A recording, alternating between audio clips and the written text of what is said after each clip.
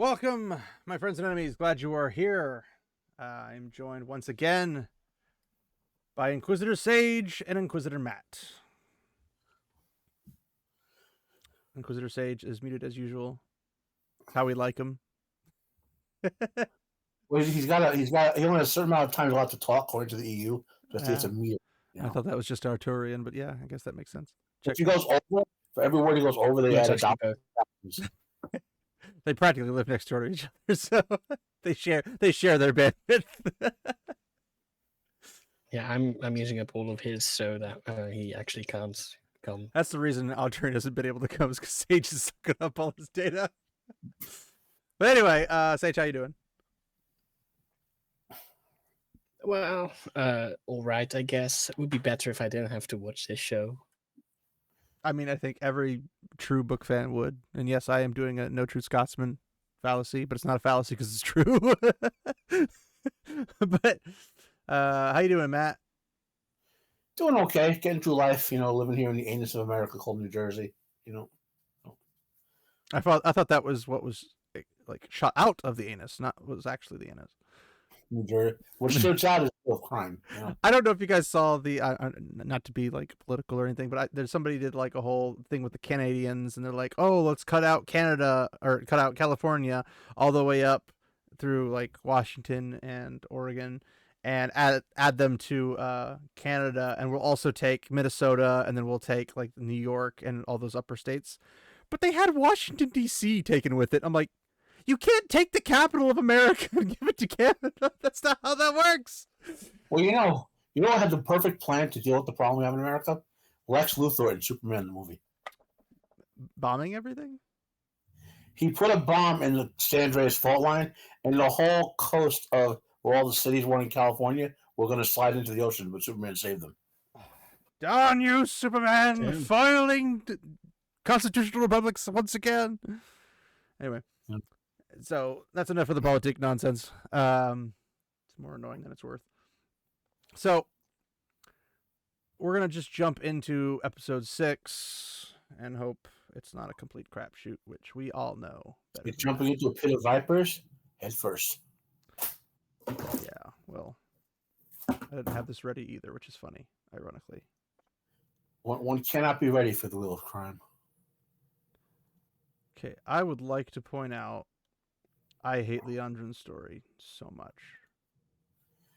So, since we're recording now, Leandrin, if you take every single scene she's in the book, you would not even get one whole book's worth of content. You would get 3 or 4 chapters. Like 3 or 4, I thought 2, but 3 or 4 should be generous, right? Well, I'm just saying because she pops up every now and then, and she has some stuff that she talks about, or she pops up. Where she does what she does, and then and then revenge and all that, right? But in this stupid show, she has more screen time than any other character by far. She's the main character, don't you know? She pretty much is. I mean, it's Wheel of Prime, a Dark Friend's journey, and we're in Leandrin's shoes the entire time, so it makes sense. If just off the top of my head, and you gotta tell me if you agree or not, Leandrin has the most screen time. Then Egwene, Lanfear, Moraine, and those 4 have the most screen time any characters in this show. Well, I can tell you right now, I'm not spending my brain power counting who has time on this show. That's fair, but I'm guessing Nynaeve probably is also up there, so it could be. Well, yeah, there's not a single man that has as much screen time as a woman in the show. Well, they've had Nynaeve's screen time quite a bit. I think Min's screen time is shot above all the guys, so and she's been like hardly in it. Anyway. This Rand is used to get the females to the point, like wherever Rand goes, whatever females he gets them to the point in the plot, so the female can do something. Like Rand doesn't actually do his own plot anymore. He just gets the females there so they can do it. So we're in Tanchico 95 years ago, which none of this is canon for one, and they're really pissing all over Tanchico and its culture, which I find extremely bigoted, ironically. Mm-hmm. And we basically have a young Leandrin who has a baby because I'm guessing she was raped by the husband or whatever the case might be, because she's like 13 or 14 years old. And I guess it's this guy was her husband or something like that. Which doesn't make By the way, all of the Aes Sedai just have the spark now. It doesn't really matter. Well, there's no such thing as a non-spark. Everybody has the spark, they just don't know it yet until they become Aes Sedai, apparently. But like, also keep in mind that when she goes in the first time to Tenchiko with the other Black Aja and she just massacres the entire place, that guy's allegedly related to this guy. I'm like, that was 95 years ago, guys. And somehow she's the uncle, or he's the uncle or something. And I don't, maybe that's just a term they use. They call people uncle when they're, whatever. Or maybe she was making him think also, that she has a weird accent here, which for some reason Elaine also knows. It's an actress. Yeah, because they understand Tenchikan, culture so well that they represent it horribly. This guy's take the baby. And he's like, no, take the baby. You can't take the baby. And then she basically kills both of them with the power because reasons. I look at this name, Aludrin crying, because Aludrin, I guess, is the baby's name. But how are we supposed to know that? I don't think she's ever referred to him once in the entire series as Aludrin. I thought she did in one of the flashbacks when he's older and dying. Maybe, I don't know. And then she's like, please get me out of the city, please get me out of the city. And then she goes to this, which is the Chain Man statue, and then that's where she gets Ishamael's appearance. And so wait, yes. that's okay. I don't think he was out that early in the book. Well, obviously not 95 years ago.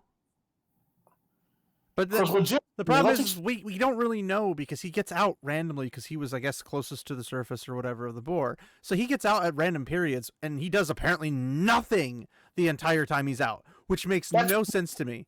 No, that's not true. Right? Like, let's say he gets out. I always assume he is in charge of the Trolloc Wall. Well, I know, but I'm saying, like, he could have infiltrated an entire nation and taken over it, and put his own lackeys in. He can just send the Trollocs. Because if you take the nation from the inside, then you can have them just host Trollocs.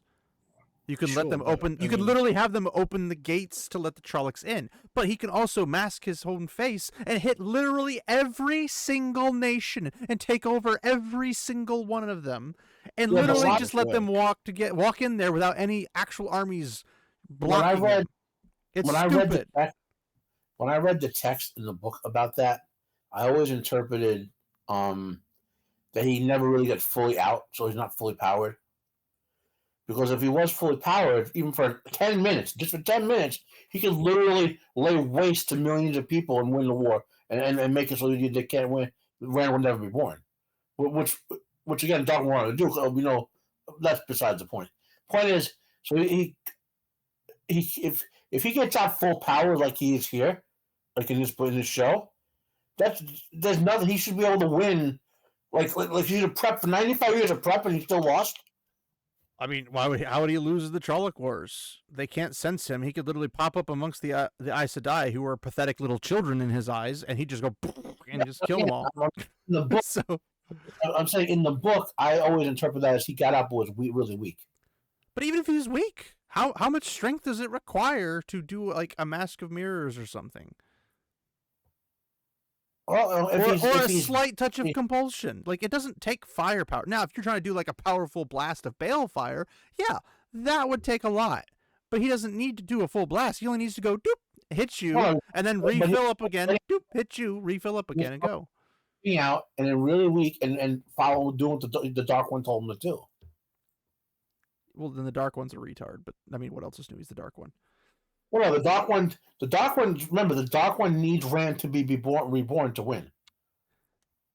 Sure, but if the entire world is covered in Trollocs and his control when Rand is born, then Rand has no free will, and the Dark One can't win. No, he has free will. He could still be a resistance against him. It's not like Rand's like, well, I guess I'll do. No, he's gonna be like, I still have to do this. That's what he did anyway.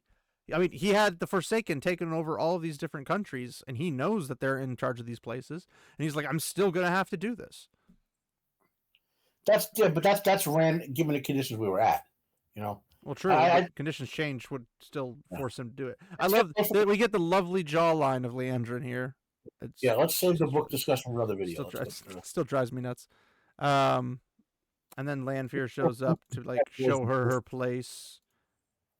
And it's like Lanfear doesn't know what's going on in the tower, and she technically wouldn't without Masana, but Masana's not going to be in the show, so it doesn't matter. Also, they can just all do dream walking now. My Cabal. Are they ever called a Cabal? I don't think Cabal's a word. I don't think so. Hey, she's wearing semi-white for once. They're trying to do the white and silver. Like, that's how that works. It's like, no, she wore all white with a silver belt of moons and stuff like that. And then basically like, hey, you have a mole. Go find him. And then we find out that they really made Moghedien creepy. Not like Moghedien in the books. She doesn't... Yeah, I don't know what they were thinking there. Well, they're trying to make her be like, ooh, and then you get all the but stupid things. Well, they can't make her attractive, so she has to be creepy, but not attractive or not attractive. I don't think her looks are like shown to be like, oh, she's beautiful or she's handsome. Like they don't even really mention it, if I recall correctly, because she's definitely all of the Forsaken are like top tier in looks. Oh, okay. Well, if that's the case, then they did her dirty. Either way.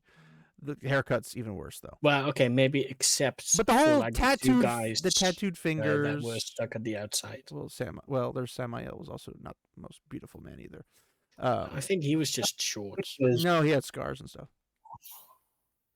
This show can't make her creepy in a way where she'd be also considered attractive because they don't want to make the women attractive, even the ones who are attractive. Yeah. So that And then we get this lovely shot of the collared man or whatever it's called, and basically it's showing the whole thing when you have the bracelets and the and you apparently need two now.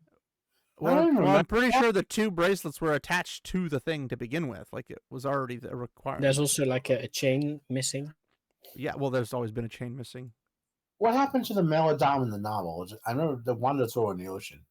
They went to go throw it in the ocean, but it got taken by the Shanshan, and then the Shanshan have it, and then I think Semirog gets her hands on it, and then that's when she puts it on to when the Shanshan meet Rand. She puts it on Rand, and then that's what gets Rand to choke Min and causes their relationship to just collapse. Why? I don't understand. Like, Min knows it was Semirog that forced him to do it, so why would her relationship be broken to pieces? It's like... Away from the book, towards the show, back to the show. Anyway, the show. The whole, like, black fingers on Moghedien's fingers. I'd blame Sanderson for that one, actually. The black fingers? No, the relationship deal. Oh, it doesn't make logical sense, but I don't know if he can write good relationships or not. Their looks here look stupid. Like, she looks like she's a pirate. Well, she is. Yeah, but... They're in Tortuga now, right? Yeah, and he's wearing a feather. Sorry, I mean Tanjiko. He's wearing a Raven shaman outfit. You know what she looks like? When you guys might have this experience, but in college, when we would call a low-grade stripper and give her a medieval look, that's what she looks like. I think it's called a low-effort stripper. What? No, low-grade as in a stripper you pay like $100 for. Basically. Also, this is not how the books seem to describe Tenchiko. It's not like a tiered city. It's a slant city. It's not like a Caribbean. Place. Well, it's kind of India kind of feel, but I guess not like they went for this liquid farm as well. Well, it's because it's on the West Coast, and the entire West Coast is the exact same. It's not like North California and South California are totally different or anything. No, whatever. Really but like it's supposed to be like you have down the water line, and then it slopes up into the city, and it's kind of level. It's not like tiered. It's not a cake. It doesn't all have to be literally on the water. So I don't understand that. And then they're all like, this is an Assassin's Creed game right here, is what it is. Like, you don't know who I am. You're Asian. How did you know? Your eyes. Single character you see on screen. Yeah. Then we get Cold Rock's Hold, which looks more like a handle for a teacup or something. And then the whole, like, they take Egwene's entire arc about honor and obligation and everything, just like, I'm not Aes Sedai, and throws the entire lie arc right out the window, and they're okay with it. As soon as she says, I'm not Aes Sedai, they just said, I'm not teaching you, and then just backed off. But no, they're like, oh no, we'll still teach you. We still teach you Aes Sedai. How old was Ruark and his wife supposed to be in the book? I mean, Ruark's in his 50s, I think. They both look older. No, I mean, I think Ruark's a pretty decent casting, honestly. But she's supposed to be Bear, and Bear is really old. Like, looks like she's in her 90s. Yeah. Amis is like 40s or 50s appearance. Like, she's young. If you're following the rules from the book, looking like her 90s, she'd be like 500 years old. Well, here's the thing. They didn't cast individual characters, they cast merged characters. Almost every character in this show is merged with another character, even if I couldn't tell you who it was, like Moraine. Mm-hmm. Moraine never deals with Lanfear. Some other character, probably a dark friend, is merged with Moraine's character, and this we have TV show Moraine. And she doesn't behave anything like Moraine. And she behaves like a spoiled, rotten princess, even though she, technically speaking, is one. She's not a spoiled, rotten one. She has separated herself from her family. You know, the family that's, I guess, lineaged or descended from the guy who screwed over all of Kyrian. You know, it's kind of a big deal. And that she's also helping the boy/man of the people that kills her ancestor is supposed to be kind of a, that's quite telling. Rand and she are cousins. What? Rand and Moraine are cousins, like several times removed. Remember the relationship makes a whole lot of things awkward. I see Tom as a father figure, more like a multiple relations removed. Also, show Moraine doesn't have any sense of humor. No, she doesn't laugh. Well, I mean, okay, she chuckles a couple times, but she doesn't have a normal behavior. Like, she's not a stone like Lan. Lan's not a stone in the series. There's a whole lot of weird things. By the way, Sage, here's your greenery you were whining about last time.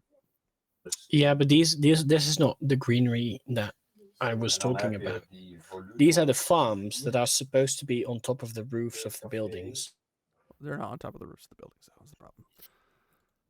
They went to a zoo for this. But yeah. This little girl pisses me off so much. But whatever. I don't know how you could look at Avienda and be like, that chin. When did Rand start his thing about the list of dead women? Probably at the end of this episode. That was that? What do we mean in the book? In the book. In the book. Starting from his journey from Shedder Logoth when he loses Lian or whatever her name is, Lian. No, I think it's earlier. Oh no, that was the Stone of Tyr, wasn't it? Yeah, but I think it starts before then because he gets chased by Dark Friends on his journey from farm. He to kills them, Tyr. but he doesn't know their names. He kills a bunch of them, and I think he adds them mentally. He starts doing the lists when he actually is at Tyr. Yeah, I'm not 100% sure. So we should already be past that point, right? But I'm pretty sure this, he doesn't have a relationship with the maidens. He hasn't gone to Tyr yet. He hadn't met the maidens outside of only a couple of them, and they didn't really like him that much. They didn't take him in as an adopted son.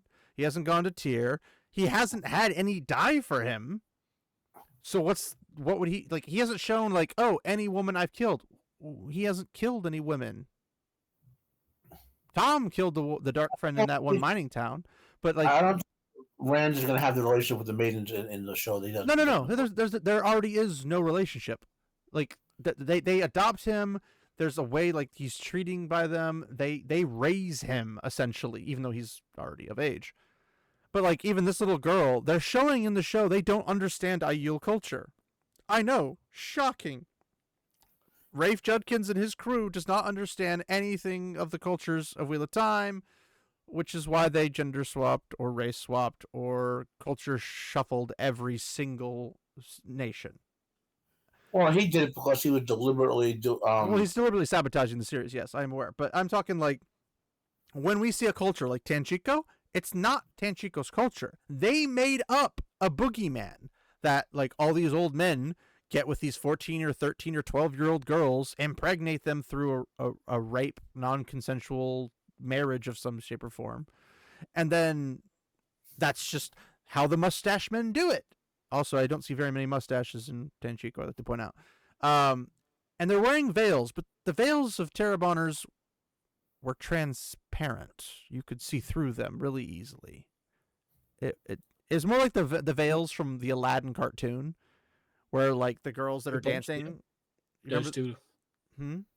Those do indeed look like what I imagined reading the book. Yeah, when I read the book, I think the Aladdin made the women. I think they're harlots, but I don't know. The little scandalous dressing little dancer ones, the 3 colored ones. There's like red, blue, and another color. But their veils, you could see their face through it. It was like an extra layer, but it was like translucent, so you could see through it. And this, they're like, no, it's gonna actively hide my face. You could do so many bad things with that if that was the case. But also, you can't see the mustaches of the Terabonner men, and probably the women too, in this show. But you can't see the mustaches if they're covered by a really, really thick veil. And they're not veils, they're like full wraparounds. Like, they're saran wrapping their faces. It's stupid. But this little girl annoys me because she proves that they can't understand Aiyo culture because she's saying, you touched my spear, you dishonor me. That's not how Jiito works. Handing somebody something or picking something up that you saw, not knowing who it belongs to, does not invoke Jiito. That's not how that works. He like Karakana at this point? He is the Karakarn, yes. Yeah. He's not been publicly announced per se, but he is the Karakarn. He showed her both dragons. Or wannabe dragons. The way him handing her a weapon could dishonor her. Well, the maidens love him to death. The only time he is possibly capable of dishonoring the maidens is when he leaves them behind. They feel dishonored in that. He doesn't understand that about their culture, and that's where they get the ability to beat him up a little bit. And it's just like, that's true dishonor. But if you can't figure out the basics of Jiito, honor and obligation, then how could you possibly show anything from the Aiel and be even remotely accurate? Well, it can't be. That's Well, I mean, that's the short of it. Yes, there's nothing accurate in this. Other than the names, there's nothing accurate. Sorry, I'm trying to get a drink, but yes, we need. Well, basically, he literally like smirks and makes a mockery of it, and she's trying to act all serious and everything. But Avienda would be berating her if this was actually the case. But also, she's not in the little girl's not in the book, so it doesn't matter anyway. That's why Avienda didn't berate her. It doesn't exist. She's a figment of imagination. Perrin's bleeding out or whatever. Fail's distraught. I don't know why Fail's distraught, because Fail has not built a relationship with him at all. In the book, he had Headloos already, right? Talking to him. He had wolves? Yeah, he had wolves from the first book. No, Headloos there in his head. That was already Perrin. Are you talking about Rand? Rand. By the I'm talking about parents. I was like, where are you going with this? By the 4th book, you'd already hearing Lews Theron's voice in his head, right?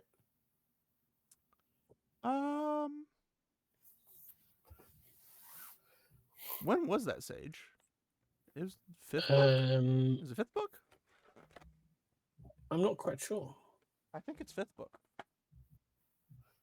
I don't recall it from Shadow Rising, so.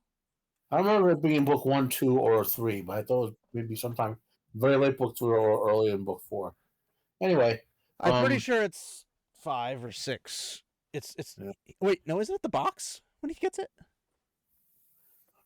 Demise Wells? Isn't that when he gets the voice in his head? No, it should be it. Wait, no. Right? He gets it when he meets Taim, because Lews Theron's raging in his head. Kill him! Kill him! Kill him! Yeah. I don't remember where that is, but either way, it's not yet. It's definitely not before he leaves the waste. I always beg the question: did Inner Luz know, or did you just want them to kill him? Huh? That was never answered in the book, I don't think. But About what? Did Inner Luz, because that's basically another personality running on Rand's brain. You say Inner Luz, and I'm thinking the inner is losing to something else. You meant Lews Theron. Did he know Tame was evil, or like sense it somehow, or deduct it, or did he just want him to kill him? Probably just wanted to kill him because he saw him as a threat. Is my guess. There's no specific confirmation of that I could give you. Yeah. But anyway, again, we have Fail, who's absolutely distraught about Perrin bleeding out. There has been no character development between these two in a romantic relationship in the slightest. Fail is in real life a pretty woman. Yes. Like I said, she's the best thing about the show so far, in my opinion. But they've uglified her. They've made her ugly. Apparently, she is. I think we guessed that she's Italian or something.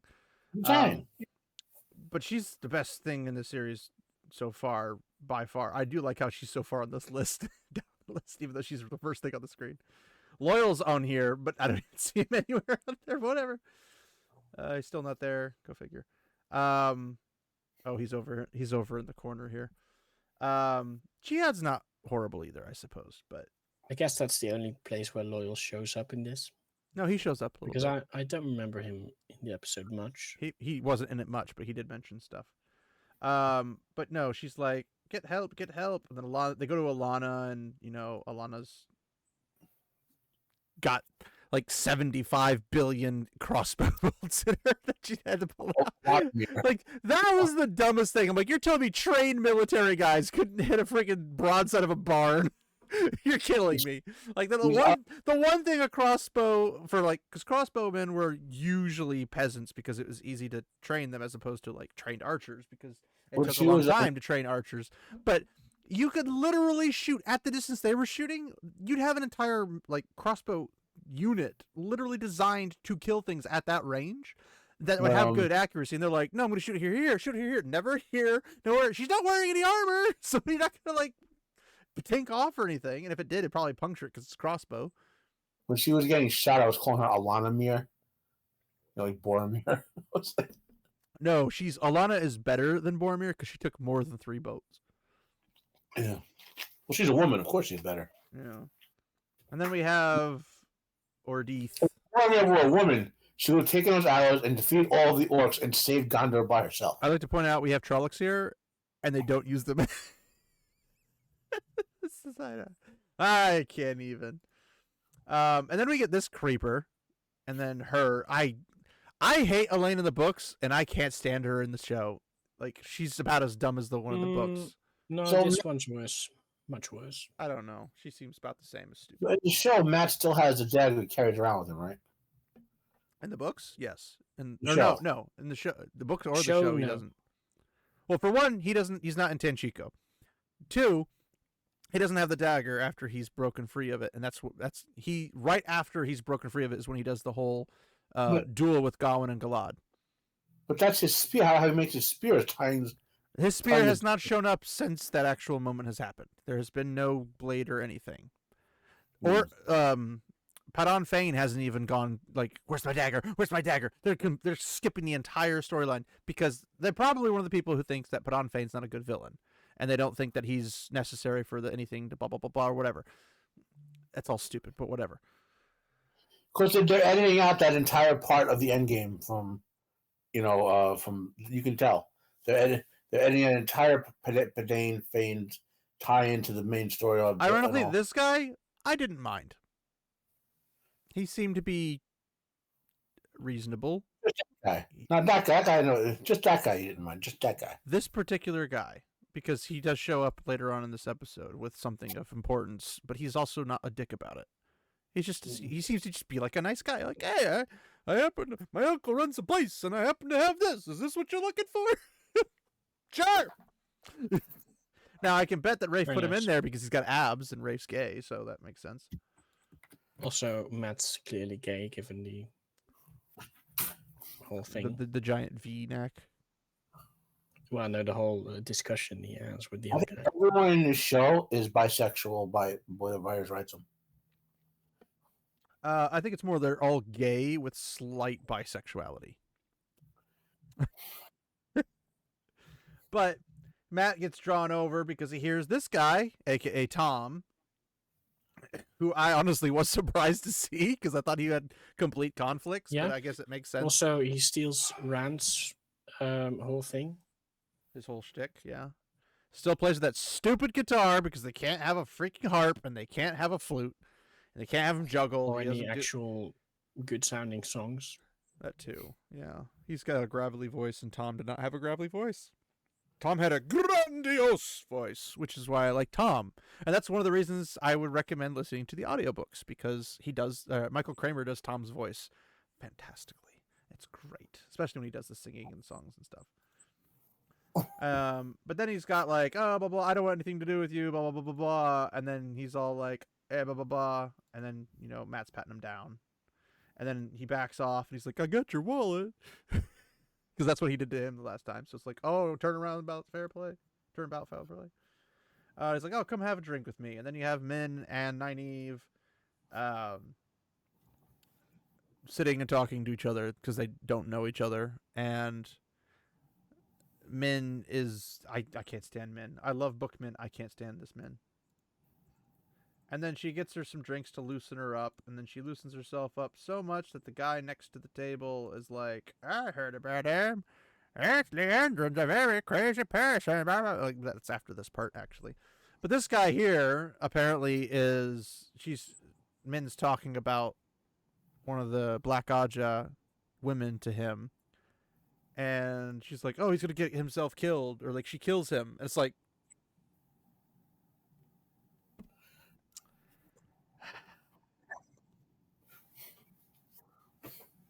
well, they found out where she is, or whatever.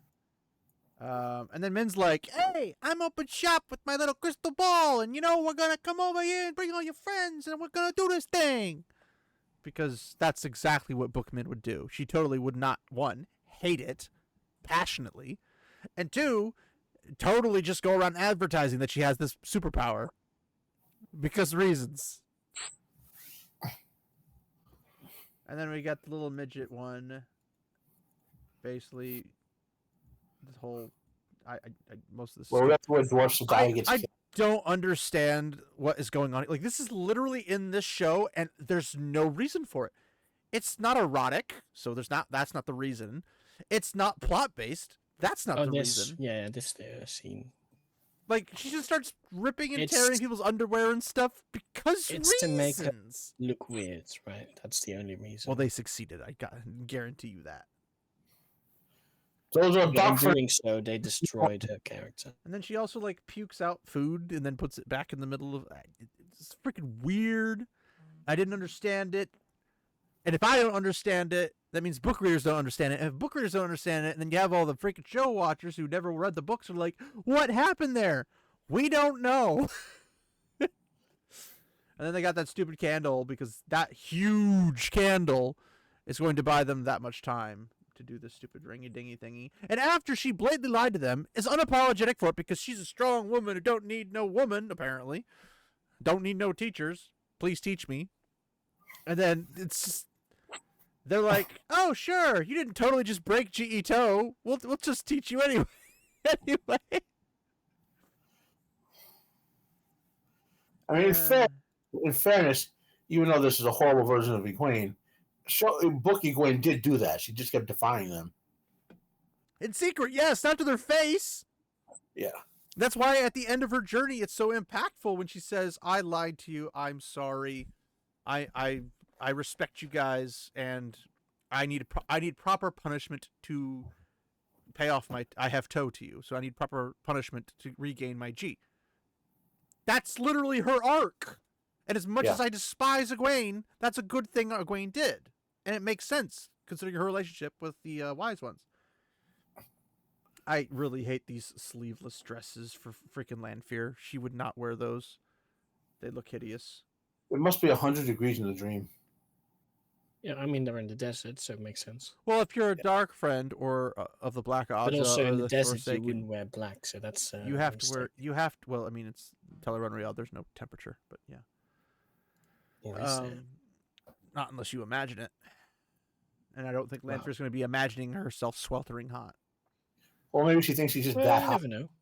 I don't think she thinks she's that hot. I think everybody thinks she's that hot.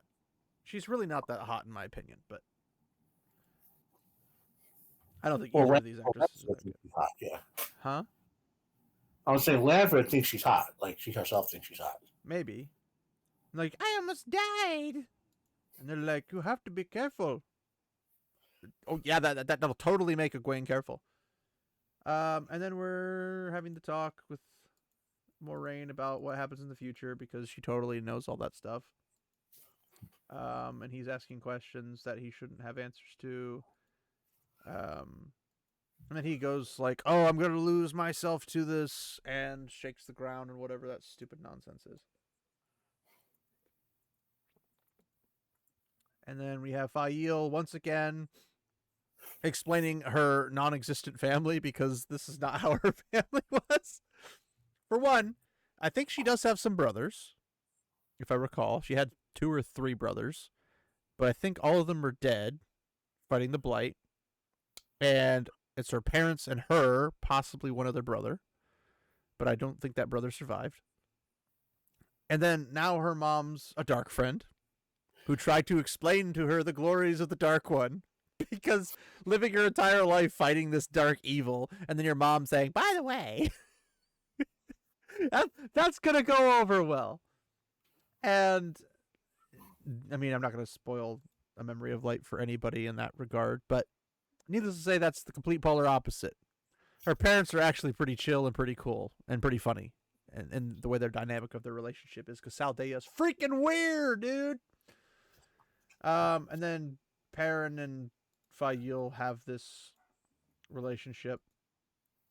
I want to say they didn't do the horn yet, did they? No, that happens sort of near the end, I think. No, like while they're sitting down there and having that conversation. I think they have the conversation. Yeah, I but thought they started with the horn and then it stretches switched. the whole episode. Yeah, and then Dane Bornhold sitting there looking at Natty Cawthon, the wannabe Natty Cawthon. And then even Valda's taken aback by like, what the frick happened here? When these guys show up just soaked in blood. And it's like, that's the blood of the guys they killed to take the stuff off them, is what it is. Very not suspicious. Oh, we had some trouble with some Trollocs. Nobody's gonna question, what Trollocs? We haven't seen any Trollocs. Because at this point, we have no mention of the Trollocs being in the Two Rivers. Good point. So I completely missed that because I assumed they were there because they were in the books. You assume they were on the books that they haven't read. How dare you? How foolish. But he's like, you're having trouble in the Two Rivers, blah blah blah, and even those guys are Also, like, I don't want to do this. When they first go there, doesn't Loyal take the leaf from the doorway? Yes, Lord Luke puts it back. Where did he get the leaf? He can walk between worlds, dude. You remember who Lord Luke is? Does a leaf? Yeah, but does a leaf from another door work as well then? Or no, he just went to the other side, materialized, grabbed the leaf. Okay, fair enough. Also, the leaf's on the outside. But like the other side is actually inside the way. The leaf's on the outside of the way gate. Lord Luke just has to go to the way gate, pull off the leaf, and it opens up. No, you have to put the leaf in. Loyal left the leaf there, but he put Did he not take it? No, he put it in a specific way so it would lock it. He didn't want to take it specifically because he didn't want it to die. Fair enough. So I must have misremembered. Lord Luke knows where the way gate is because that's how he got there, and then that's where he pops over, opens the thing up. Ta-da! Actually, is it? Is what? Is that how he got there? Well, I mean, he was part of the. He could technically just poof into existence because he can go anywhere he wants. Yeah, but he was traveling with Fail. Not in the books, he wasn't. Yeah, he was. No. Well, okay, maybe not, but like Fail. no, They met Fail somewhere entirely different. that's true. Yeah, They met him where they met Gaul, which is in Gillidan, I believe. yeah, but he was traveling with her in this version. In this version, they were here together. Whether or not, I mean, again, they're not following the books. I was talking specifically the books. So the way gets the least of my worries in this story. Let's put it that way. And then in this sense, in this horrible culture, right? Tenchikan Terramoner culture, women are absolute whores, which is not how they're presented in the books. Men are absolutely whores, which also not how they were presented in the books. But they have the freaking weirdest like raves over just the dumbest songs either. We can also thank Sarah Nakamura for the wonderful Heroes of Tenchiko song, which I can't stand. Yeah. Also, for some reason, everyone just knows what Elaine looks like. Anybody else realize? We'll get to that. Anybody else realize that Tom's wearing Matt's hat? Good point. So that means he's going to die. Well, he's going to be hanged from something. Probably someone's going to just have an antique, rusty old Ashendari laying around if they have one, and then they're going to hang him from it, and then he's going to get the hat from Tom as Tom goes and does something else or whatever, and that's how Rand gets his Ashendari or something stupid like that. I don't know. But then we get to the part where they're just like, hey, you stay away from that one. I don't even remember who they're talking about. Oh, you're talking about Elaine. And this is where they happen to like, I knew the daughter of Andor.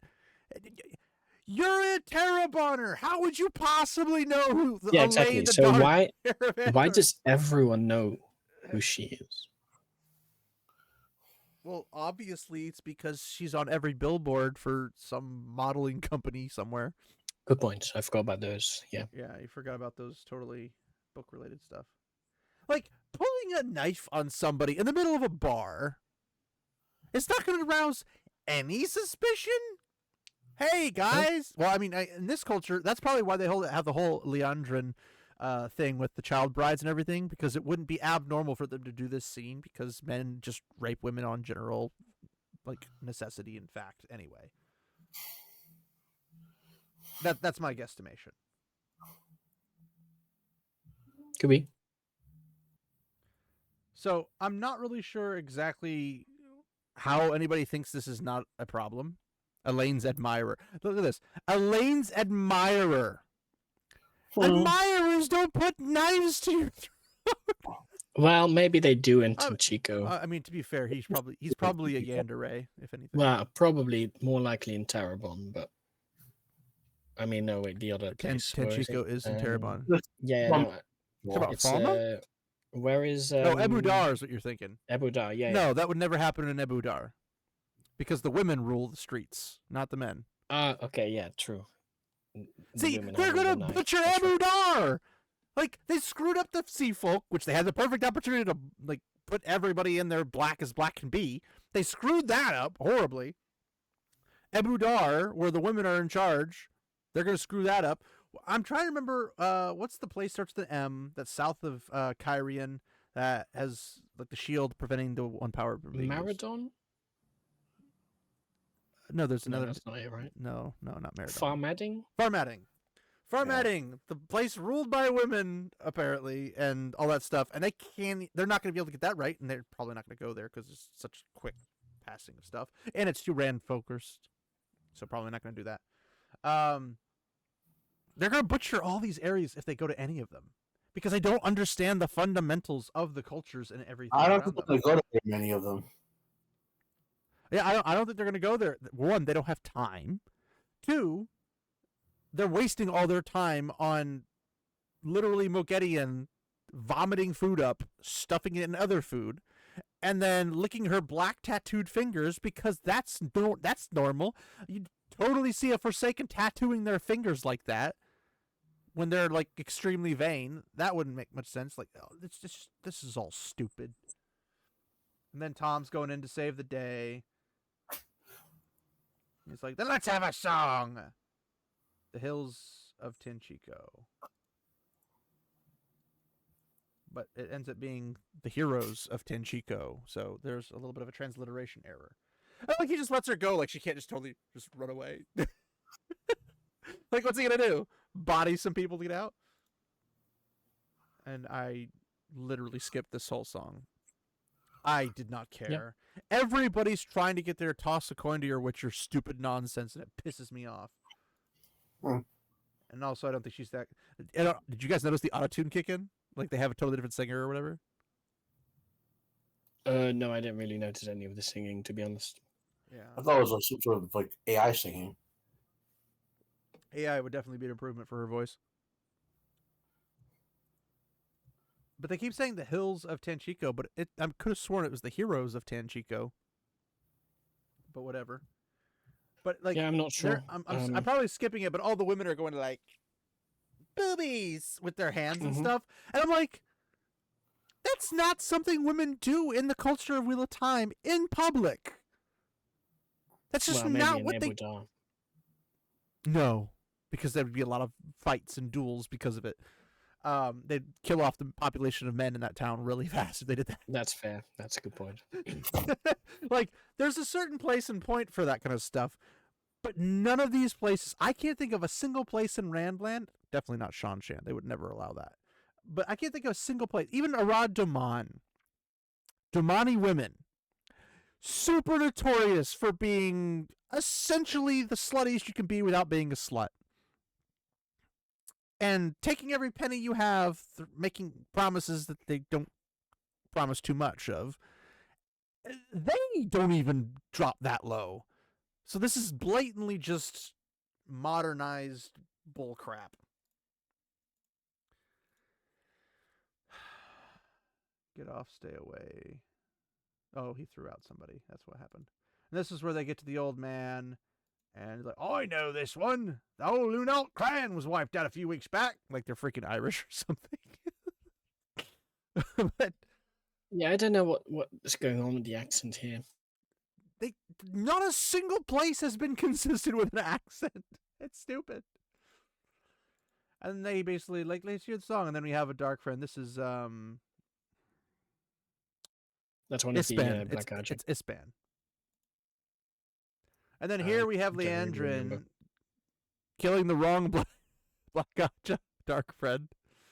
The one who's supposed to be able to identify the artifacts they're looking for. But she's like, I'm just going to kill you anyway.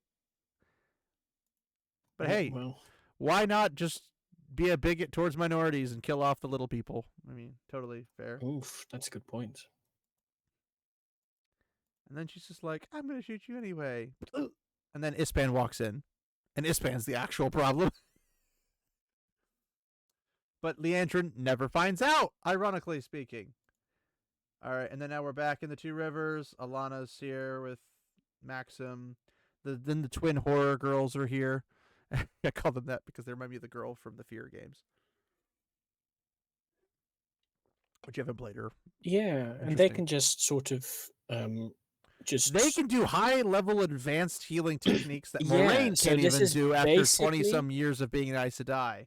This is basically like two, let's call it high school students, right? These are middle schoolers. That haven't even, well, I don't know how old they are. They're not that old. Those are not high schoolers. Okay, middle school, sure. That makes it worse. They just go into a place and do essentially what you require a full surgeon study to actually do. Well, not that. They had an Aes Sedai telling them what to do, so they clearly can do it. No, that's but for some reason not how that works. Of course that's not how that works, but that's how they're explaining it.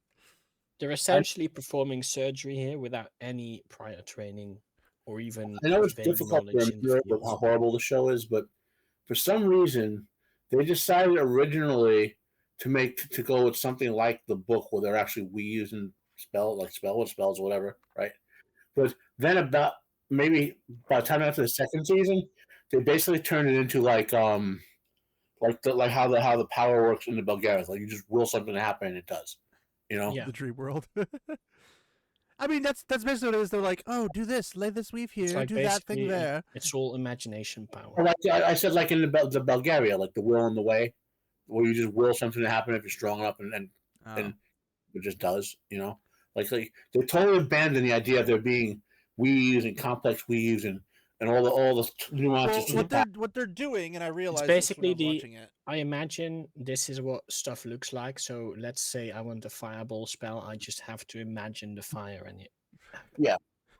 I picture the fireball in my head like a rose blossom. It's like how all the anime stories do. It blows up everybody. It's wonderful.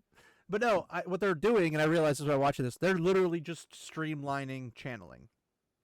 They're making channeling super quick and easy for the audience to understand. Not for the world to be consistent, but for the audience to understand. And another thing I noticed, by the way, ironically makes it more difficult for the people in the audience to understand. In the show, there's no difference between Saidin and Saidar, other than when they talk in the ancient language, they have a different words. That's what no, actually, this happens later in the episode. They do talk. Moraine does mention Saidin and Saidar, which is stupid. But then Rand says, "Oh, you have to stop submitting." Yeah, so it's basically he's an expert without Lutheran right now. All of a sudden, I'm getting that. I was bringing that up. What I'm saying is, I think they're interpreting Saidin and Saidar as the different ways men and women use the power. Not that actually two halves to the power. Oh, that could be true. This is funny because saying "picture the wound sealing" means that you're sealing the outside. You're not sealing the inside. So she's just bleeding out, hemorrhaging in her body right now. No, it's fine. What could possibly go wrong? Alana's too hard about this. They're like, oh, wow. You know what's going to happen is she's going to take on these two little girls as her apprentice, and they're going to travel with her because Natty's dead, so they can't stay in the Two Rivers because. Yeah, that's. Well, actually, no. To be fair, their dad's still there, but he's a terrible person. Is he? So yeah, he's still there. He's with. He ran away, right? No, he's with the innkeeper right now. I don't know. I don't know where they went specifically. They didn't tell us anything. Well, no. Tam and Abel ran away, right? I don't know. Haven't seen them. They mentioned that. They said they were hiding somebody, but they didn't say who they were hiding. They were hiding. Oh, they were hiding Perrin's family, weren't they? Yeah. But Perrin's family and because they were supposed to be dead. Yeah. We can have a wife that doesn't exist be murdered, but we can't have the family that actually did exist and got killed be killed. Or maybe they're saving it for later. Now that Padan's Vane's here, they're gonna now have his family be killed while he's here. Yeah, that could work. Yeah. Also, I love this whole thing. I'm something but called hiding, a wolf so brother. How do they find them? Well, you have IEL trackers, man. Come on. No, I mean the evil guys. Well, obviously, somebody in the town is a dark friend and is going to tell him, and he'll find them that way. Oh, okay, fair. Come on, you're really underestimating the genius behind the Dark One's connections. Well, I'm sorry, it's too funny because they don't have connections. They're all idiots. Anyway, Perrin going, I'm something called a wolf brother. I'm pretty sure Fael doesn't know about the wolves for like 9 books. Yeah. So nope, we're gonna do this book 4, boom.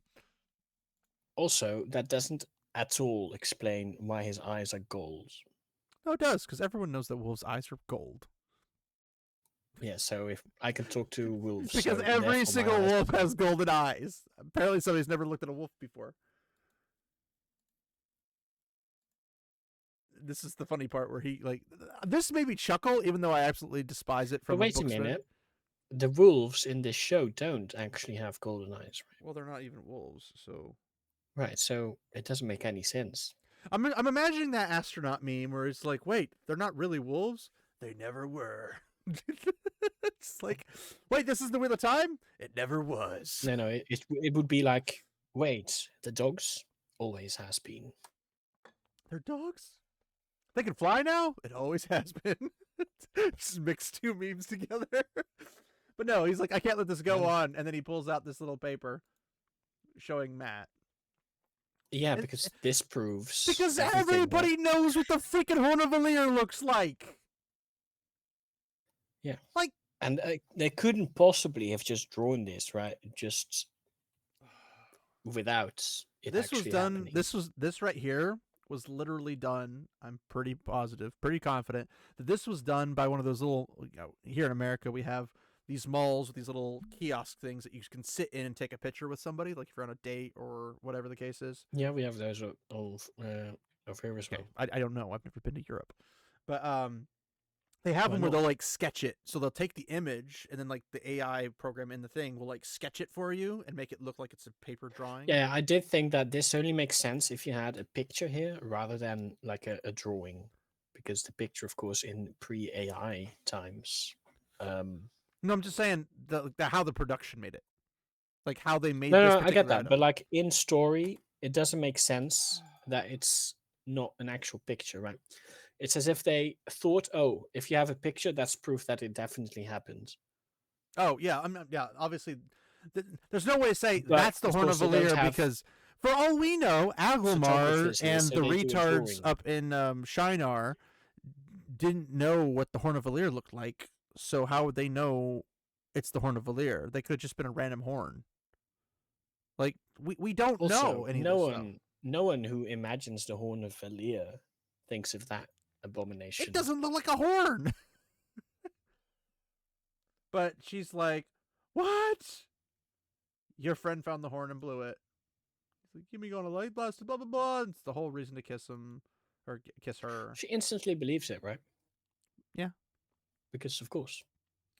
Alana came in. I don't think we saw anything after that, and they're like, "Oh, pretty lights, pretty shinies, the heroes of Tenchiko," and the really stupid song.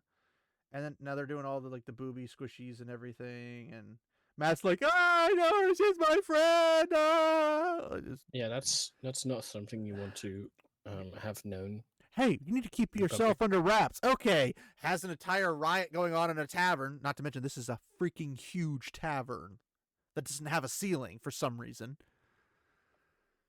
Oh my gosh. Anyway, this is not how taverns are usually designed in the Wheel of Time. Just saying.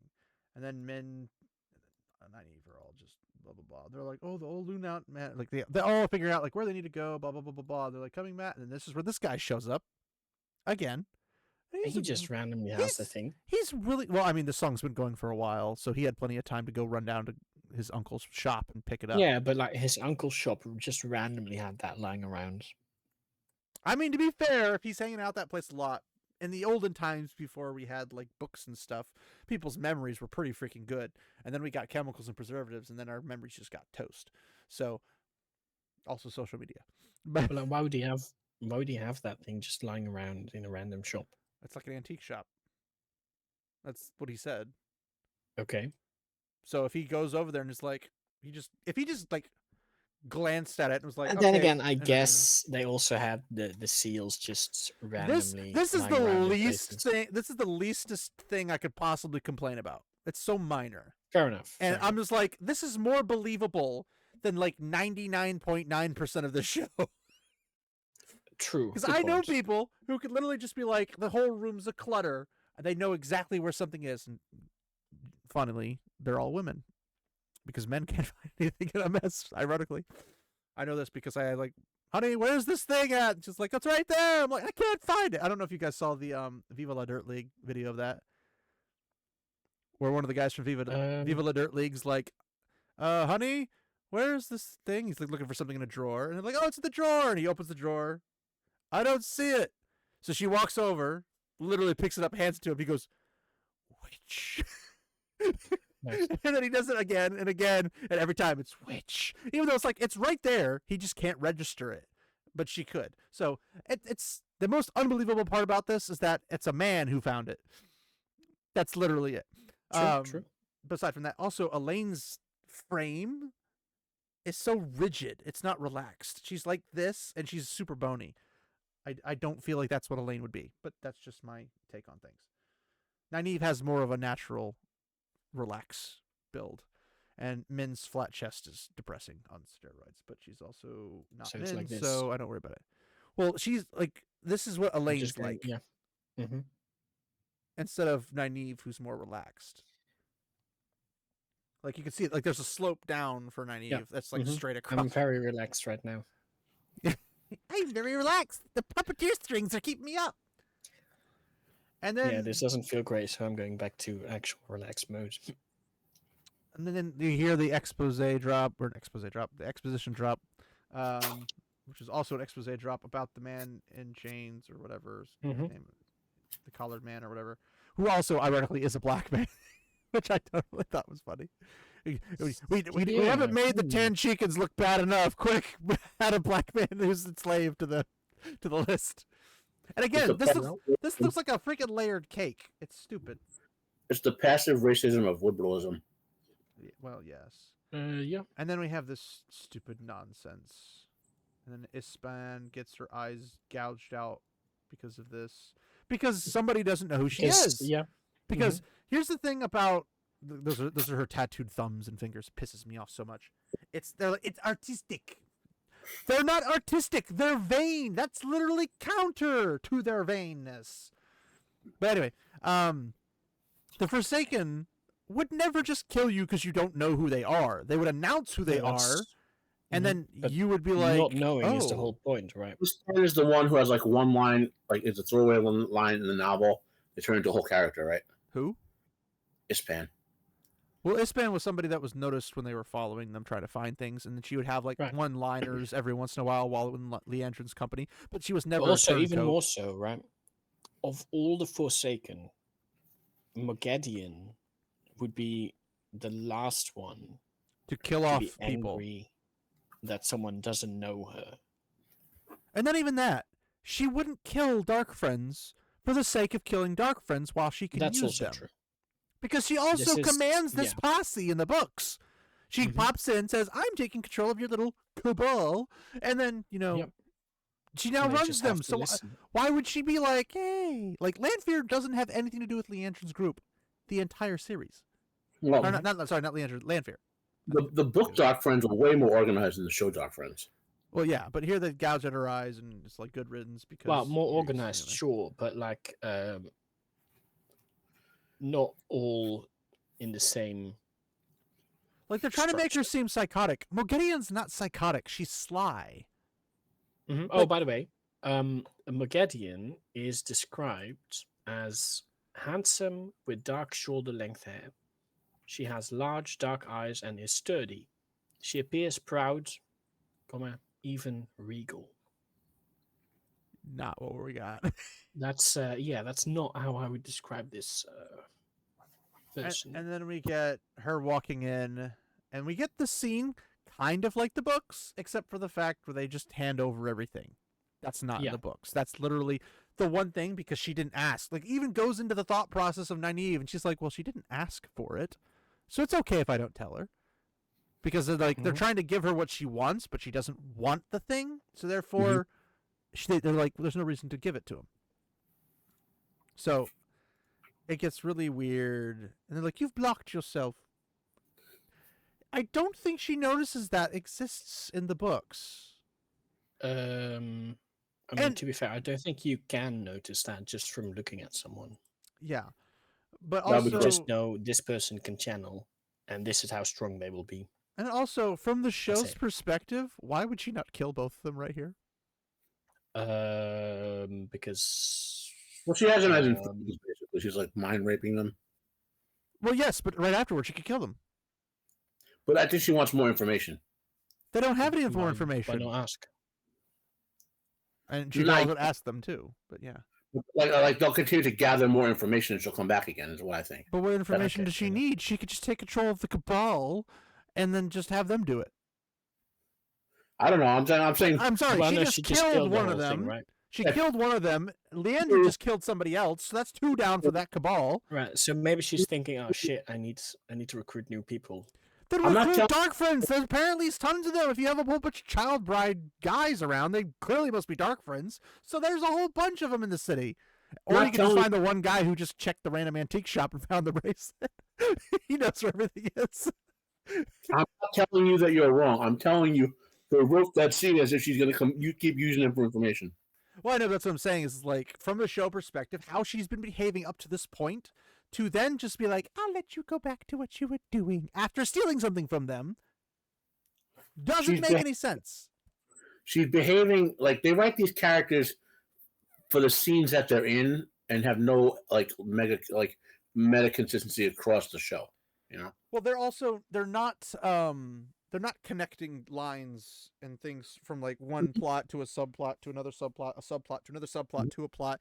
Like that was one thing I loved about Robert Jordan, is that everything is connected, but some of it's indirectly, or it has to connect into another plot that goes into another area that pops into another plot somewhere else. Like it's not all just immediately consistent. There's time, patience, and a whole bunch of other things that kind of twirl around until they land there.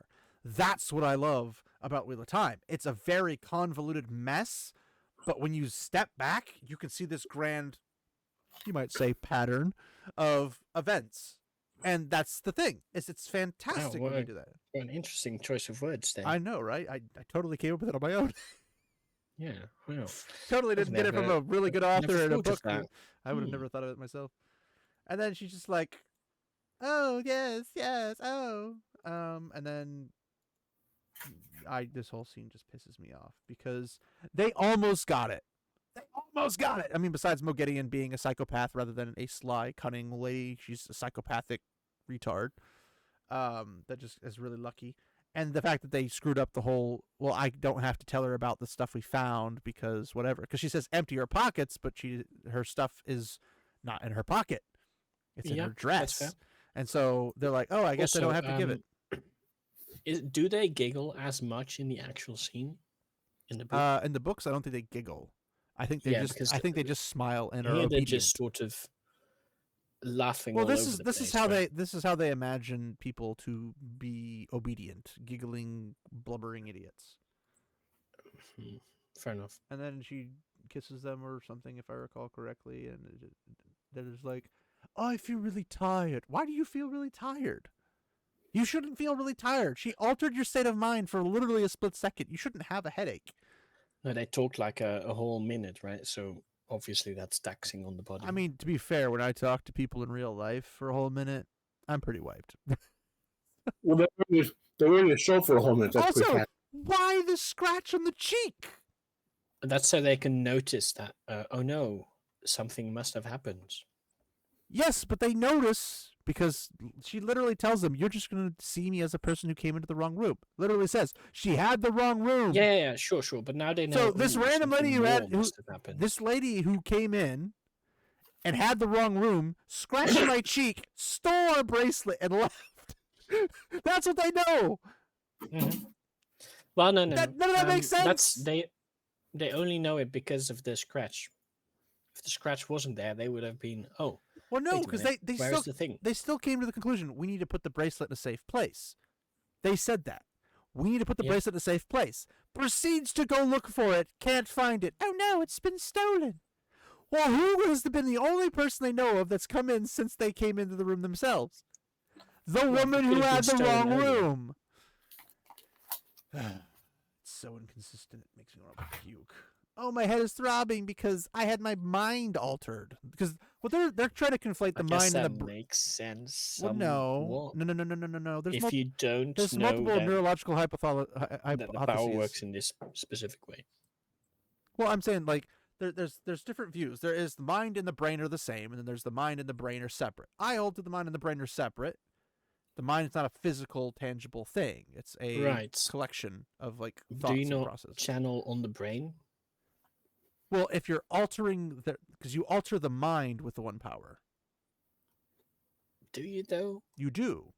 Does it have effect? Does it have an effect on the brain? Yes, but it doesn't have a physical effect on the brain. It's not like you poke you with something and say, "Oh, it hurts! It hurts!" It's not like a freaking freeze. What is it? Brain freeze. They probably could do it that way too. You know. Well, I'm not saying they can't use the one power to destroy the brain. Sure, they could easily do that. I'm saying that when you're mind controlling somebody, you're mind controlling, not brain controlling them. You're controlling the process in which they could be cognizant. So the mind has like a physical presence that you can just channel on. Well, no, the mind. The way I put it is the mind and the spirit would be more in conjoined with each other, where the mind and the brain have a connection, but it's an unexplainable connection. We don't know how to explain that. I always imagined they did some brain channeling, and that. Well, they did for the madness to some extent, because when they find the madness is like a black goop on the brain. Yeah, it's in the brain, right? So why would the mind not be affected if you channel at the brain? No. I'm saying if you're going to someone's mind and you're altering their position of their mind, if you break their mind, it's not their brain's broken, their mind is broken. Their ability to utilize. Think of it like from the mind being separate from the brain is that the brain is the mechanical aspect and the mind is the controller of the mechanical aspect. Yeah, no, I get that, but I didn't think there was that much distinction in the one power usage on it. Anything I can think of compulsion all relates to the mind. It never relates to the physical body. You don't harm the physical body to do compulsion. We know the one power is tied to the soul because of they bring, and the soul's metaphysical. The mind could be the interconnection between the soul and the brain. So the body, like we already established that only the creator and the dark one can interfere with the soul, right? Well, the dark one can only interfere with certain souls, but yes. Well, that's true. Yeah.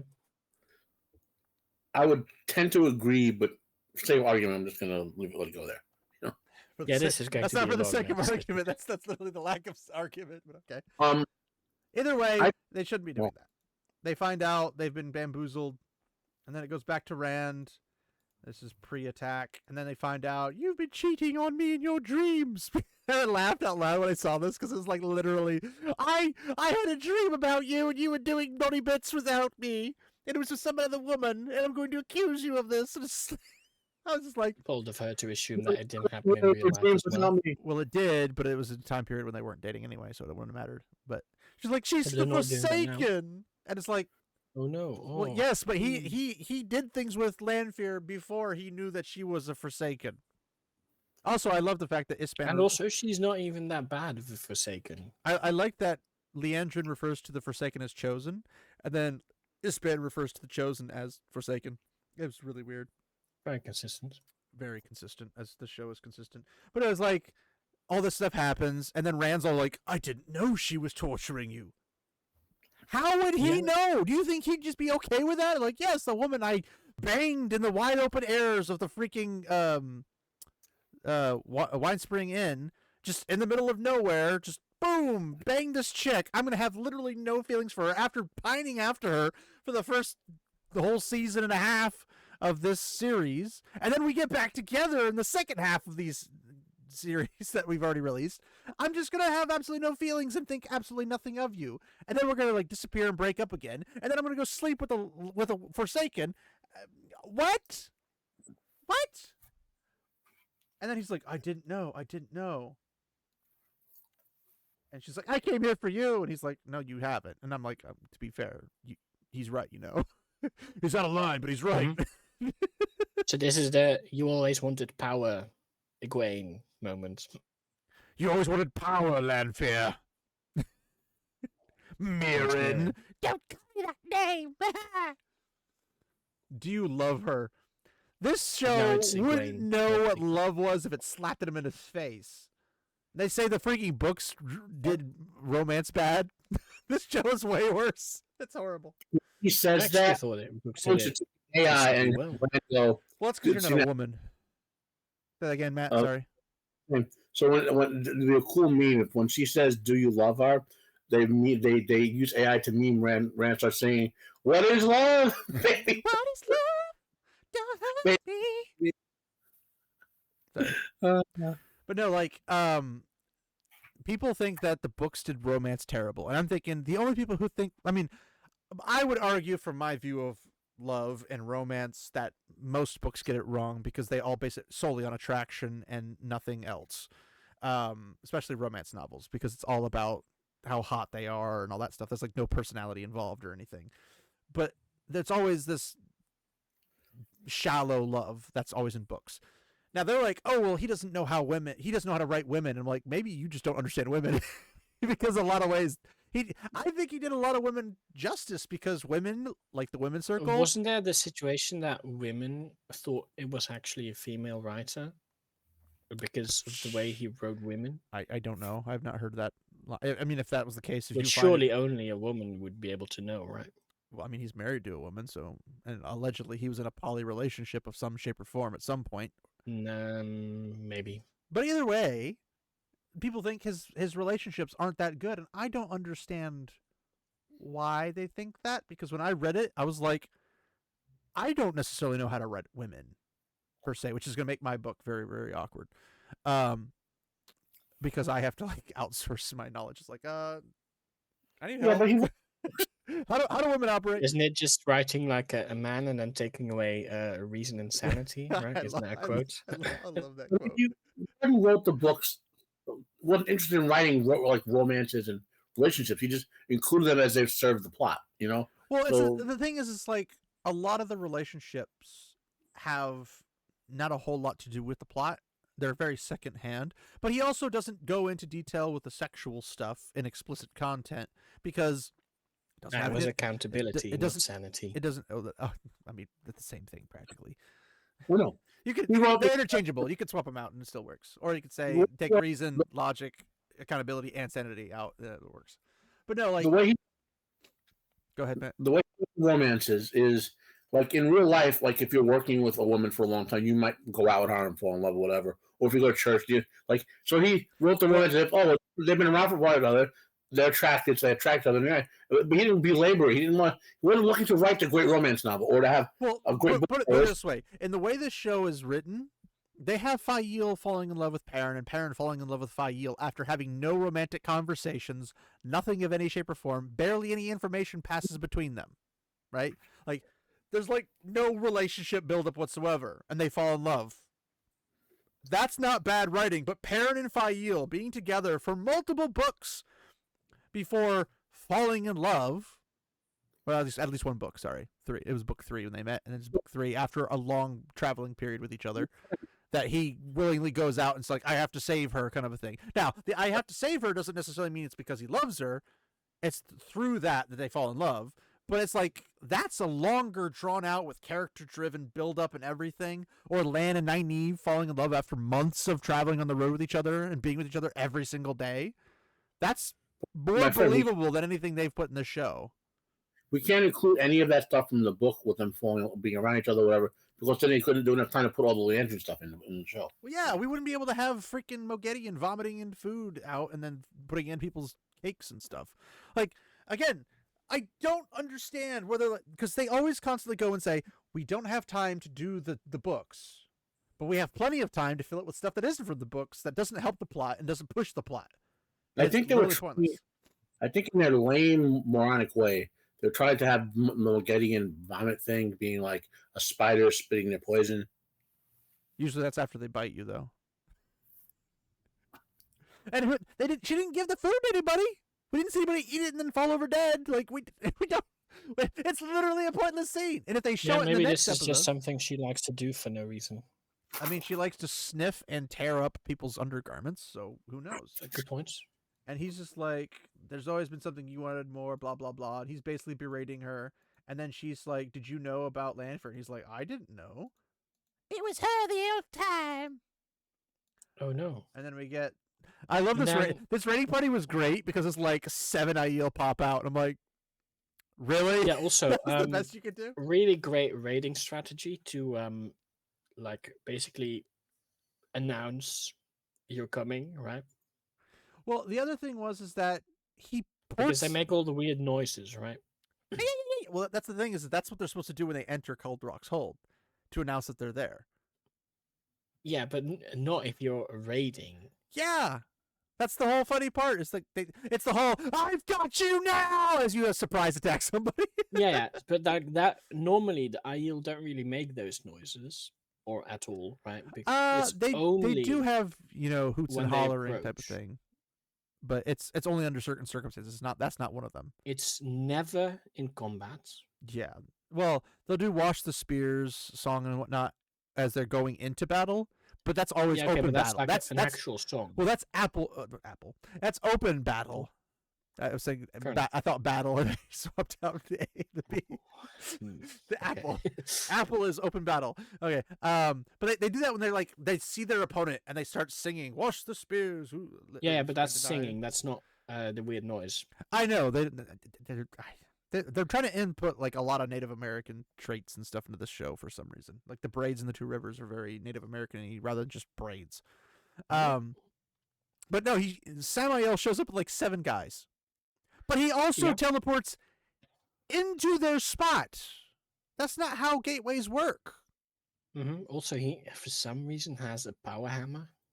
Yeah, that was funny. And then all of a sudden, Rand's like, "I don't know how to channel, but I'm going to be able to build this force field that'll stop a Forsaken who does know how to channel and would know how to break through this." And then he does this little thing, and it kills. Lightning strikes him and kills him. It kills everyone. Yeah, which apparently also includes the little girl, which is where they bring out the tear scene. Yeah. They didn't but they don't even do that because Egwene, you brought back to life Nynaeve. Yeah, you can so bring this Egwene says you can't heal death after she heals Nynaeve from being literally burned to death. Wait a minute. And apparently the cave where Nynaeve healed everybody, they weren't all dead. Only Kisara was, or whatever her name was.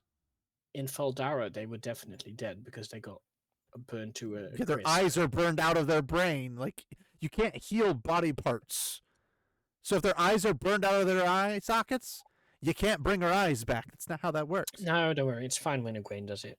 Also, you can't survive a stab from a dagger from Shader Logoth. But here we are. You turn to a pile of black goop. Oh wait, unless you're loyal. Bunch of other people. It's very questionable consistencies. But then they're like, "Oh no!" And this season is literally the definition of "don't worry, just wait until season 3. That's when it gets good." And this is not even that good. And then Moraine's like, "Rand," and he's like, "I can do it." This face though, look at this face. Did we skip the whole Rand and Moraine were talking? No, we saw that about his future and if he kills Moraine and all that stuff. Yeah, and the whole side-in discussion. That's after this part, I believe. Is it? I thought it was before. No, I think it's right after this. And he's doing all this. This was the end of the nonsense. Wasn't the girl's body like shaking when he does this? And like shaking because of the power he put in, but it's not actually sort of. Well, that's what I'm saying. Controlled. Is that like he's doing this, and her body's bound. Weaves are not physical. They don't move your body. Yeah, but like, doesn't he like sort of remote control the body essentially? He puppeteers it. Yeah, that's what I meant. But he's actually using the power as strings to make the body move. Yeah. But that's his purpose. It's not healing.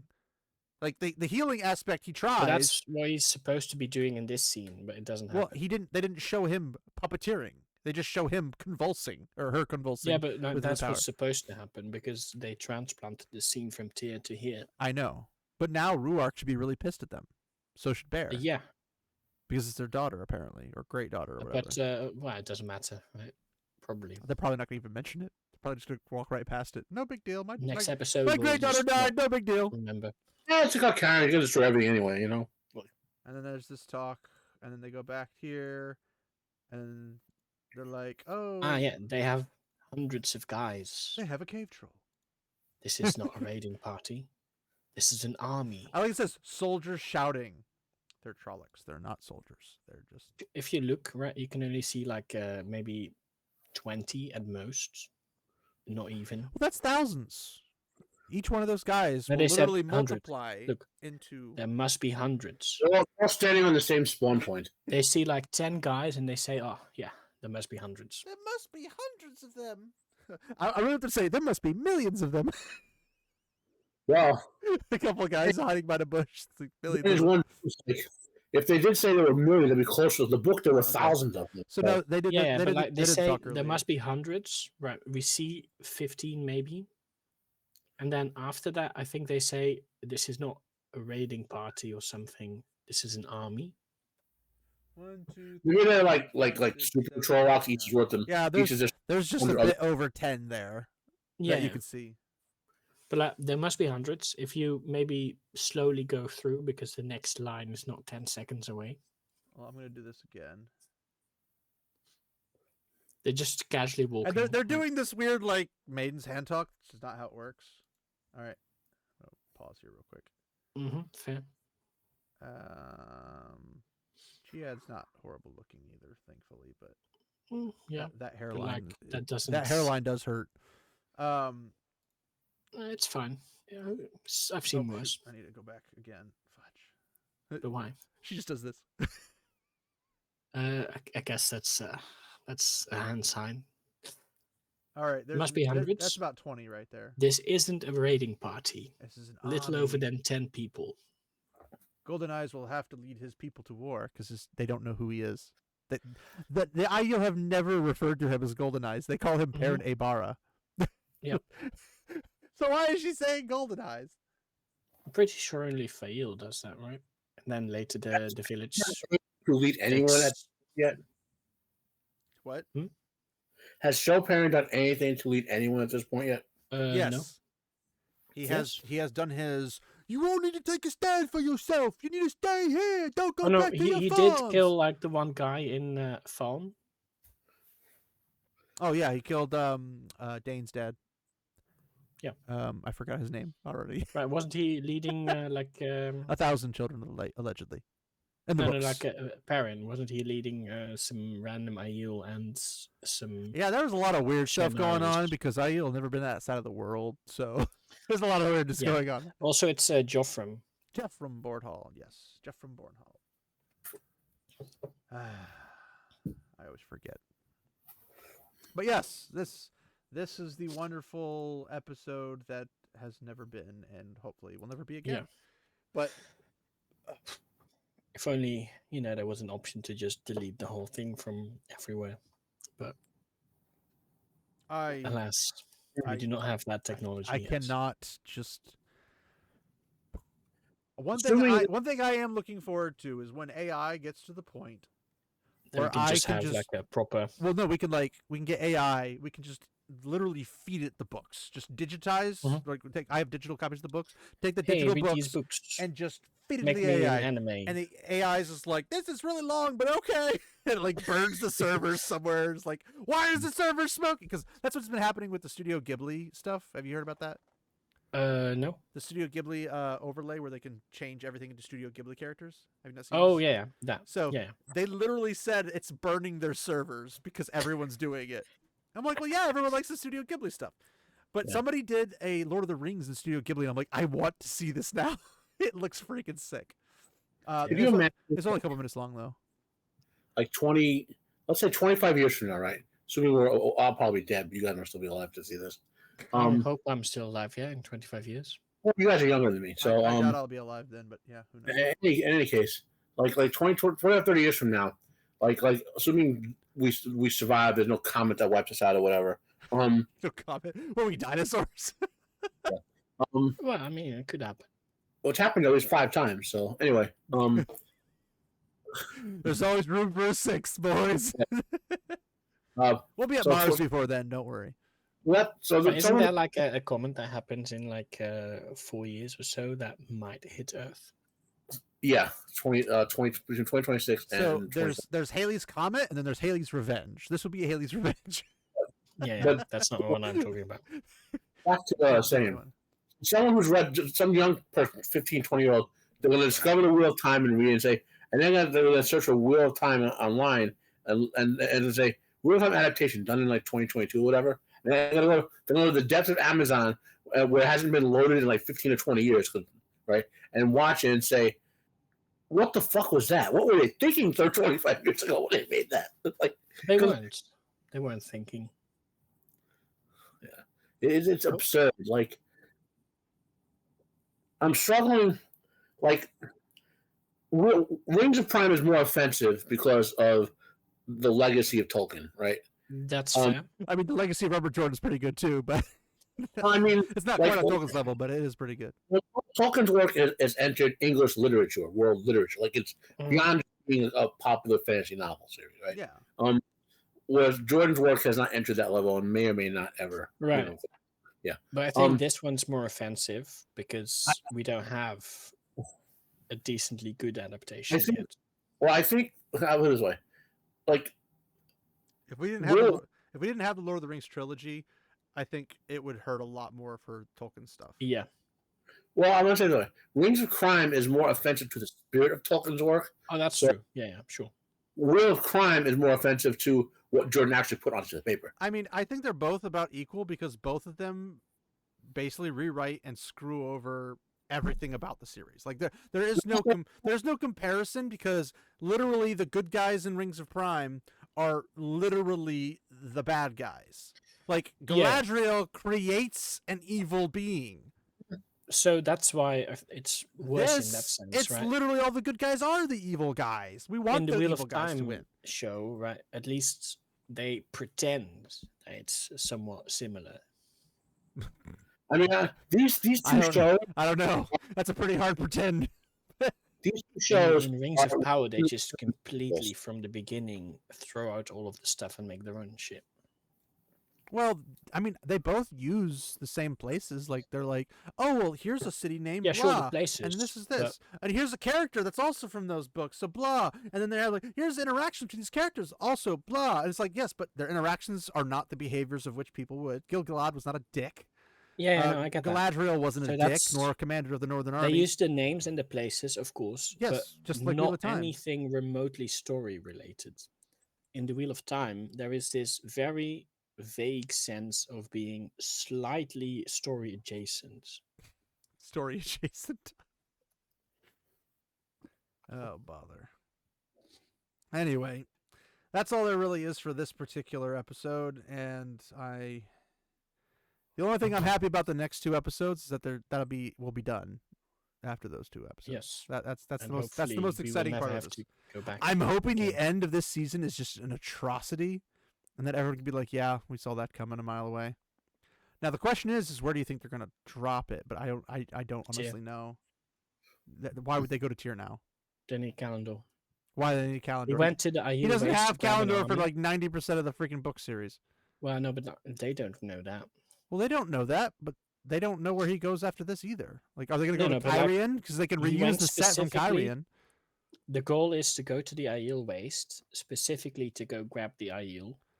Well, then now we have the Shido aren't going to follow him. We don't know how that... Yeah, but like they don't matter, right? Oh, shoot. Does that mean we're getting... Oh, we still have to go... Alcaadal, yeah. Are we getting that to next episode, you think? Next episode, Alcaadal, yeah, and then or do you think the ending of season 3 is him going, "I am the Karakan," as like it's some big huge surprise that we did not know because we haven't just been watching the season? I don't think so. Like that'd be the end. We still haven't seen Rand. We haven't seen Rand bound to his big wheel with his shirt off yet, have we? Oh, that wasn't last season, was it? They removed that scene. I don't know. I thought that was for this season, but I could be wrong. I don't remember. So what I'm thinking is next episode, Alcaadal. Maybe it was last season. And maybe some more Tenchiko stuff. Well, they have to finish Tenchiko. Mm-hmm. So I'm assuming they'll be leaving Tenchiko. But then after... Also, we're not getting Naginin. Sure. Which means no Bail Doman. Yeah. Yep. But Alcaadal, there he gets the Aiel army. He has maybe a minor fight with the Shadow. Have the Seanchan even been? And I think they just teleport him to Tyr. The Seanchan were in the first season ending. They just teleport to Tyr and have a big. Remember when Moraine sinks an entire ship of Seanchan with the one power? Last episode, they weren't attacking her. It was the end of the last. Also, the Tenchiko Nynaeve versus Moghedien. That's my prediction. I feel like the last episode will end after the battle between Moghedien and Nynaeve. If they do that, yeah, sure. And what I'm saying, it like, will end with Rand having Calendar because that's the iconic imagery that they can sort of put up. There is no imagery for that, now so I don't he know has Calendar. Well, okay, but the idea of him getting the sword but that would make him a strong, independent man who doesn't need no woman, and we can't have that. Well, no, didn't he say show Calendar? The women have to channel or like have to be the ones guiding the power or whatever. I mean, technically, it's true in the books, though. But Egwene grabs the sword. That could also work. See, Kalendor in the books needs him to be in a link with women, and the link has to be controlled by a woman. But like, I think it will definitely be Tyr as the final. Which event, I find so that the way that Jordan ending. wrote that completely sexist, that men cannot be in charge of that link. Yeah. The way he wrote that in the book is the women control the link, but Rand still controls the power of Calendar, like so his own side in or whatever. Yes, but he's not controlling anything really. He's just a conduit. Because the person controlling the weave is still the woman. Yeah, because wait, is this what the color is supposed to represent? The collar is the alternative to Kalendor. Right, because Kalendor needs to be one man, two women. At least two women. At least, sure. And the color is one man, two women. Interesting.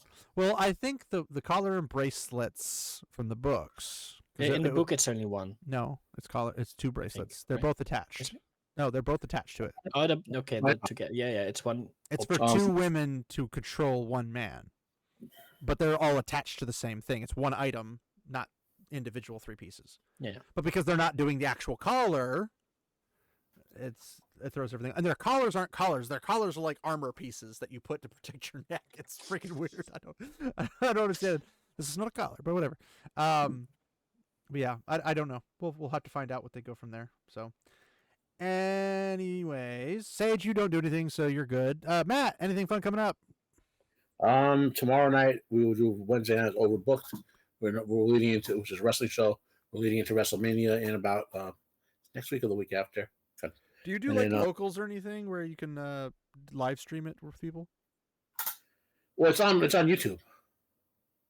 I thought if you try to do that stuff, they hit you with a strike really fast. Well, we don't share content. We just talk. I know. I'm saying I'm pretty sure it's the Geeks and Gamers guys do their WWE stuff on locals where they can actually watch it with people. Oh. Yeah, but I'm not the hosting the show. Even though I think they're using my StreamYards for it. It's Joker Voice. I would recommend if they do that, just to have them make a locals so they can actually watch it like a watch party, a true watch party, and comment while watching it. And then they can have on the YouTube side just the voice commentation, but you can actually see it on the locals so people can follow along with you.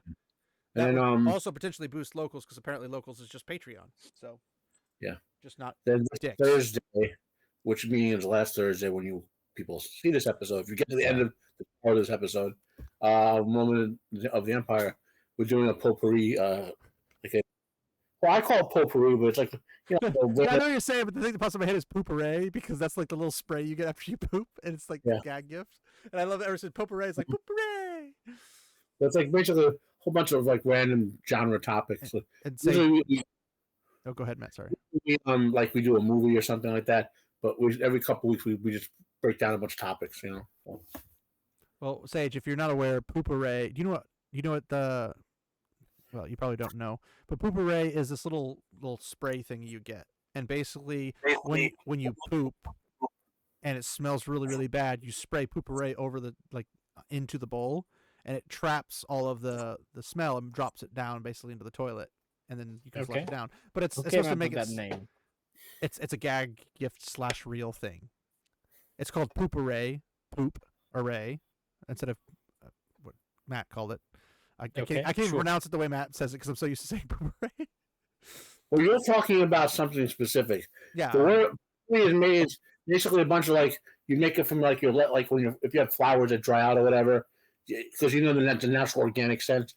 You make you've seen them where, your mom probably had some where a bunch of crushed up dried flowers or like a what do they call it, that cheesecloth bag hanging and the smell is coming off of it. Well, I don't know about cheese, but no, cheesecloth is flowers. Yes, that's why they would use that. In other words, you can smell what's inside cheesecloth. There's other things you could do, other products you could use. Basically, you put all the dried flowers and leaves and stuff in, right, and then you crush it up, and they can't get through the bag, but they could the fragrant oils come out, and it's like a freeway to air freshener. It's like a tea bag for smells. Yeah. My family did not do that, so I don't have any recollection. You have a garden, and you could make your own natural air freshener, not pay what is it, $7 a can now for that shit? You know, Probably. I don't anyway, but yeah, we use natural air to breeze through the house. That's the case. But yeah, this will be out at the normal time. Hopefully, I don't delete this one. Wow. I'm gonna get that on. We'll see about that. I'm gonna get on that tonight if I can. Yes. But yeah, thanks for hanging out, guys. As usual, it's wonderful to see you guys, and I'd love to see Arturian and Gadfly, but unfortunately, they're busy or not available or whatever. So Or they thanks. just didn't want to hang out. Yeah, nobody wants to hang out with me. Let's be honest. You guys are here by like blackmail, so it's obvious. Yeah. I've got dirt on these boys. No. Thanks everybody for hanging I'm here out. Oh, go ahead, Matt. I'm here for the kickbacks. What kickbacks? I have nothing. I lose everything. But no. Thanks everybody for hanging out. If you'd like to dislike, comment, subscribe, any of that fun stuff. We take bad comments, good comments, as long as it's YouTube friendly, because YouTube will automatically remove your comments if they're not good. So that's on you. I don't mess with your comments. And like or dislike, it doesn't matter apparently to the algorithm, so you can do as you would like. But I'd love to hear what you guys' thoughts are. If you liked it, if you hated it, whatever the case might be. If you're indifferent and you just wanted to listen to us I didn't drone like on this about it. episode. Well, you can like or dislike the video that we covered this episode. So you can like our video and say, yeah, this thing sucked, and leave a comment so I get some engagement so that YouTube will actually give it to people. Right, Sage? Because you do this for every episode we do this, right? Mm-hmm. Yeah, definitely. He doesn't do this for any of them. I know because I can see the back end. But, yeah, so whatever you guys think, leave your comments or whatever. And if there's any ever type of, I don't know, content you guys would like to see, please leave a comment and let me know so I can look into possibly getting that content for you and have something to say on it, because I have lots to say about lots of things. And sometimes a bit too much. No, I always have a bit too much. Not sometimes. It's fair enough. I tried to make a 20-minute video and it turned out to be an hour and a half. So there's no short wind here. I get sometimes the glass is half full, sometimes it's overflowing. No in between. No, in my case, it's always overflowing. But anyway, I see people make 5-minute videos. I'm like, how do you do this witchcraft? But yeah, we'll see you guys in the next one. And remember, walk in the light, my friends. Farewell.